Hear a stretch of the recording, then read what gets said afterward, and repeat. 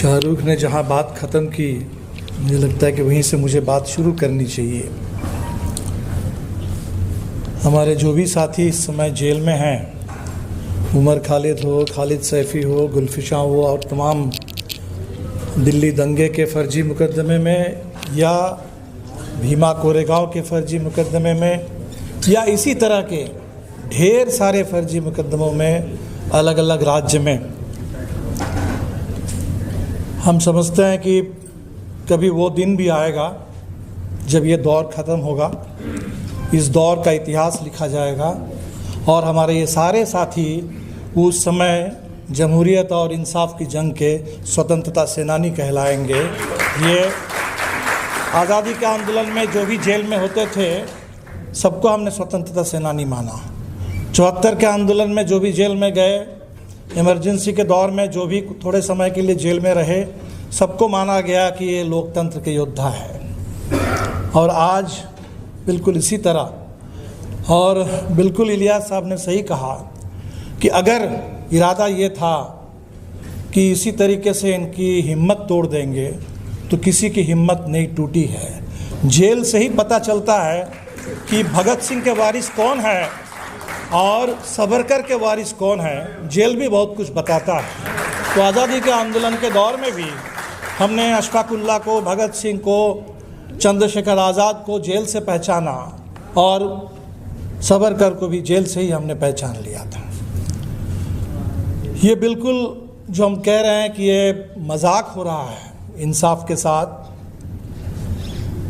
इसमें तो कोई दो राय नहीं है। जो बात अभी आई कि हमारे चीफ जस्टिस बार बार याद दिलाते हैं कि बेल रूल है और जेल एक्सेप्शन होना चाहिए।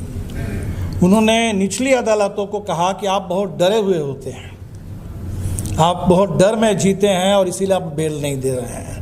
मैं समझता हूँ कि चंद्रचूड़ साहब के लिए भी एक सवाल बनता है कि अगर निचली अदालतें डर के मारे बेल नहीं दे रही है, तो सुप्रीम कोर्ट में ये कौन सा डर काम कर रहा है जिस डर के चलते सुनवाई नहीं होती है। अभी इलियास साहब ने बताया कि किस तरह से 14 बार एडजॉर्नमेंट हो गया, वो बेल पिटीशन वापस ले लेना पड़ा, फिर नीचे की अदालत में जाना पड़ा।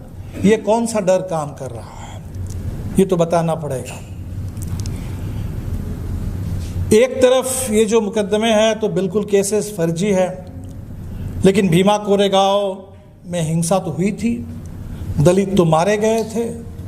दिल्ली में हम जानते हैं, हम तो दंगा शब्द इस्तेमाल करना नहीं चाहते।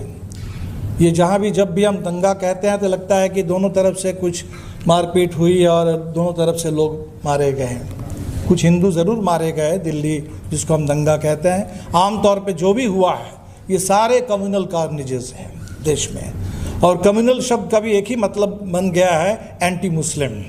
इस देश में जब आम तौर पे हम कम्युनल कहते हैं तो उससे पता नहीं चलता है, तो साफ साफ बिल्कुल खुल के बोलना चाहिए कि ये एंटी मुस्लिम कार्नेजेस वो गुजरात में भी, वो भागलपुर में भी और आज के दौर में छोटे बड़े जब जहाँ हो रहे हैं। ये बात बिल्कुल सिस्टमिक है और सिर्फ इसी दौर में शुरू नहीं हुआ। हम तो उस पार्टी से हैं, अभी भी हमारे साथी टाडा में जेल में बंद है बिहार में। जब टाडा ख़त्म हो गया, टाडा लैप्स कर गया, ख़त्म हो गया, मान लिया गया कि टाडा एक ऐसा कानून है जिसका शायद उपयोग तो हो ही नहीं सकता, दुरुपयोग ही हो सकता है, जिसमें कहीं किसी टेररिस्ट का कन्विक्शन नहीं होता है, लेकिन ट्रेड यूनियन आंदोलन करने वाले, किसान आंदोलन करने वाले, उन्हीं को फंसाया जाता है। ये बात जब खुल के सामने आ गई थी देश में, तब जा कर के बिहार के एक टाडा कोर्ट ने हमारे 14 साथी को जहानाबाद अरवल के इलाके में आजीवन कारावास की सज़ा सुनाई। ये अरवल वही जगह है जहां सबसे ज़्यादा जनसंहारों का सिलसिला चला। बाथे बथानी जो आप जानते हैं, लक्ष्मणपुर, वो सब उसी इलाके में है, अरवल में। उसी इलाके में हमारे 14 साथी जो जेल में डाले गए, तब से इस सुप्रीम कोर्ट में शांति भूषण जी उस केस को देख रहे थे। शांति भूषण जी को बिल्कुल उम्मीद थी कि इस केस में कोई दम नहीं है, ओपन एंड शट है, बस सुप्रीम कोर्ट से इंसाफ मिल जाएगा।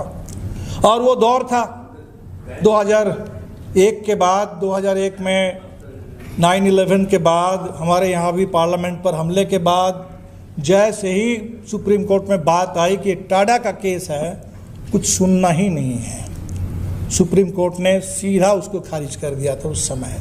और उन 14 साथियों में मेरे ख्याल से 8 साथी जेल में रहते हुए गुजर गए हैं। अभी 6 साथी अभी भी जिंदा हैं। ठीक जैसे फादर स्टैन स्वामी को हम लोगों ने देखा, और गुजरने से पहले उन्होंने एक बहुत ज़बरदस्त बात कही थी। उन्होंने कही थी कि भाई, सच कहने के लिए अगर कीमत चुकानी पड़ेगी तो मैं कीमत चुकाने के लिए तैयार हूँ। मैं समझता हूँ कि हमारे जो भी साथी आज जेल के अंदर हैं वो बिल्कुल इसी स्पिरिट के साथ जेल में हैं और लड़ रहे हैं। इसका जो लीगल पहलू है उस पर तो बहुत बातें हुई। मुझे लगता है कि हमें हमारे हिस्से की बात करनी चाहिए। ये बात बिल्कुल सही है कि ये जो हमारे साथी जेल में बंद हैं, इन बंदियों की रिहाई का मुद्दा जितना बड़ा मुद्दा है उतना बड़ा मुद्दा ये बना नहीं देश में। ये बहुत अफसोस की बात है, हमारे लिए शर्म की बात है कि विपक्ष में रहते हुए भी हम लोगों ने इसको उस तरह का एक राजनीतिक मुद्दा हम नहीं बना पाए। और हमें लगता है कि जिस समय से ये सीएए के खिलाफ कानून, ये आंदोलन शुरू हुआ, उसी दौर से एक कमज़ोरी इस देश में हम लोगों ने देखी। पहली बात तो हम उसको एंटी सीएए आंदोलन नहीं मानते हैं।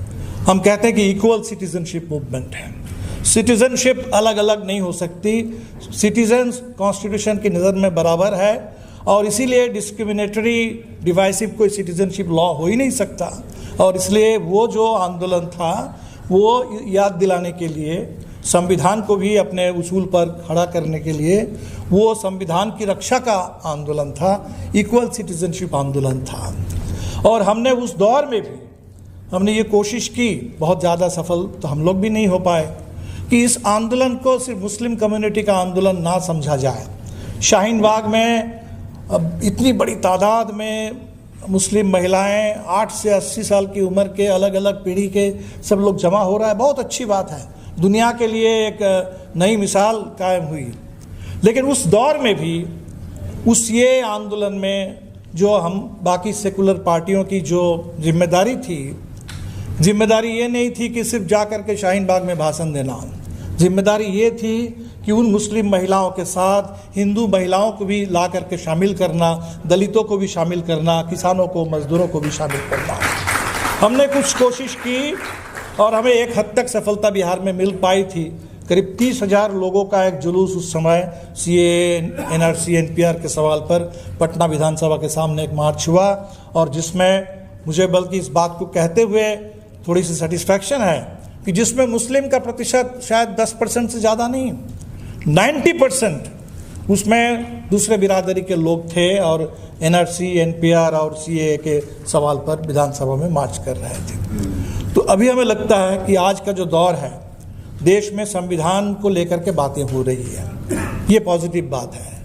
इस चुनाव में जो भी हम लोग धक्का दे पाए भारतीय जनता पार्टी को, उसके पीछे बहुत बड़ी एक सोच लोगों के अंदर ये जो रही है कि हमारा संविधान खतरे में है, और ये एहसास जितना मजबूत होगा उतना ही हमें लगता है कि इस देश में लोकतंत्र की लड़ाई को हम लोग आगे बढ़ा पाएंगे। ज़रूरत इस बात की है कि जब हम संविधान की बात करते हैं तो एब्स्ट्रक्शन में बात ना करें, उसको और थोड़ा कॉन्क्रीट बात करें। तो आम तौर पे हम जब संविधान की बात करते हैं, सामाजिक न्याय की बात करते हैं, कभी बराबरी की बात करते हैं, आरक्षण की बात करते हैं, लेकिन उस संविधान में अगर जस्टिस की बात है प्रियम्बल में, तो उसमें सोशल, इकोनॉमिक, पॉलिटिकल भी है, पॉलिटिकल जस्टिस की भी बात है। उसमें अगर लिबर्टी की बात है, आज़ादी की बात है, स्वतंत्रता की बात है, इन बातों पर भी और ज़्यादा हमें लगता है कि विमर्श हमें खड़ा करना चाहिए। और बिल्कुल इस समय जितने ऐसे फर्जी मुकदमे चल रहे हैं देश में, यहाँ है अभी भीमा कोरेगांव को लेकर के, तो हम समझते हैं कि पॉलिटिकल प्रिजनर्स हैं।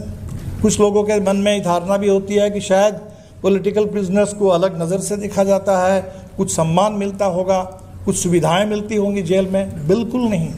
सुधा भारद्वाज ने जो अपनी किताब लिखी है, अपने बारे में उन्होंने बहुत कम लिखा है, दूसरे कैदियों के बारे में, जेल के अंदर के माहौल के बारे में ज़्यादा लिखा है।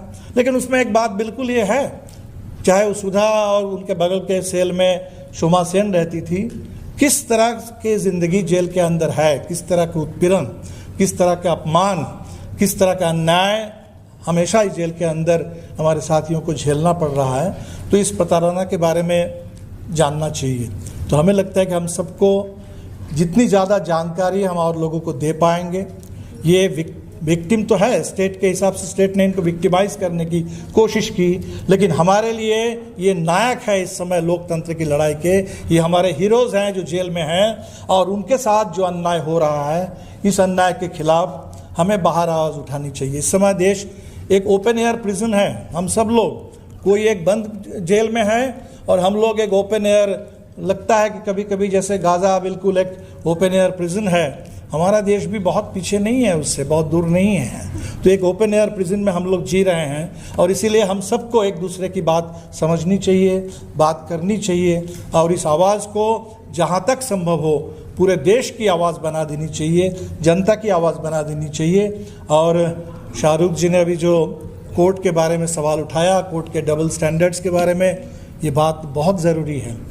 कब कलेक्टिव कॉन्शियंस को सेटिस्फाई करने के लिए बिना किसी एविडेंस किसी को फांसी पे लटका दिया जाता है, और कब प्रोटेस्ट को लेजिटिमेसी मिलती है और कब नहीं मिलती है, ये सब हमारे सामने है।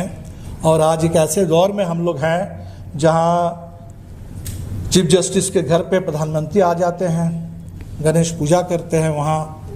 अब हमको पता नहीं चलता है कि चीफ जस्टिस ने बुलाया या गेट क्रैश करके अतिथि खुद आ गए वहाँ, ये पता नहीं चलता, लेकिन संदेश तो चला जाता है देश में।